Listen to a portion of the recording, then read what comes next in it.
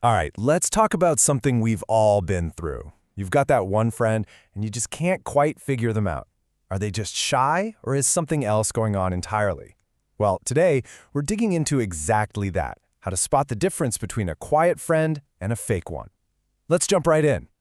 So, have you ever been there, staring at your phone, maybe waiting for a text back, and you just get this feeling, this friend seems so distant.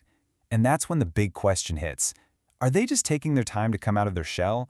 Or is this friendship, well, not the real deal? It's a super confusing spot to be in, but don't worry, we're going to give you the tools to get some clarity. Okay, so first up, let's build a profile. Let's talk about that genuinely good friend who just isn't super loud about it. And, calling him an introvert feels a little too simple, doesn't it? So for this, we're going to call them the quiet ally.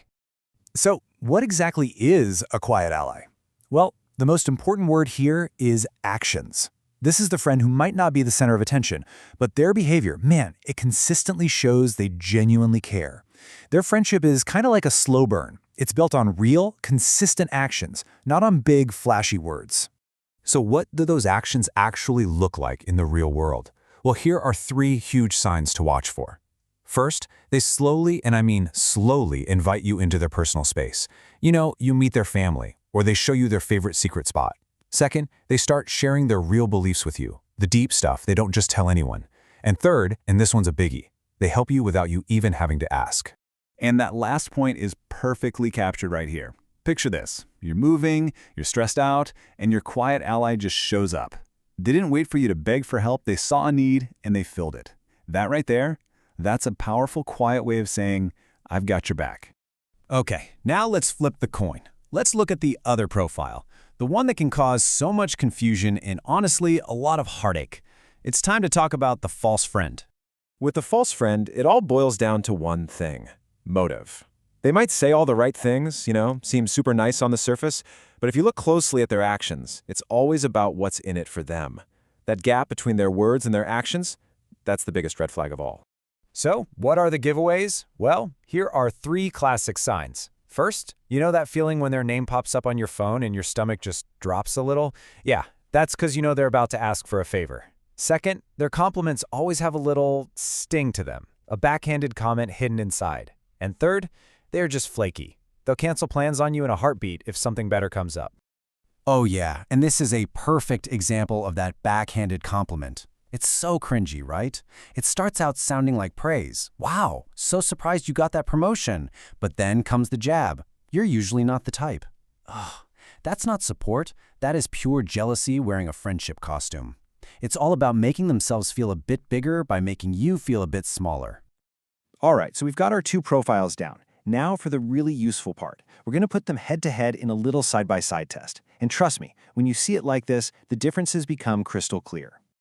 First, let's look at their core motivation. Helping versus using. The quiet ally is proactive, right? They're always looking for ways to help you out. The false friend, they only show up when they want something from you.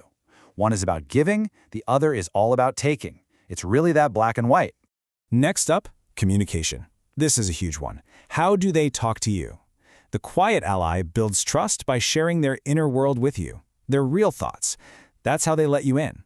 But the false friend, they do the opposite. They use those backhanded compliments to subtly undermine you and create distance. One builds you up, the other tears you down.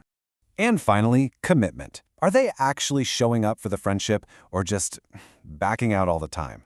A quiet ally shows their commitment by making room for you in their life piece by piece. A false friend shows their lack of commitment by constantly flaking.